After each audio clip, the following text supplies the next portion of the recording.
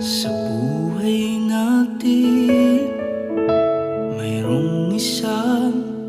bukod tangi sa lahat, at ibigin ng tapat. Ngunit sa di inaasang pagkakataon, na para bang ika'y nilalaro ng panahon, may ibang makikilala, at sa unang pagkikita may tunay na pag-ibig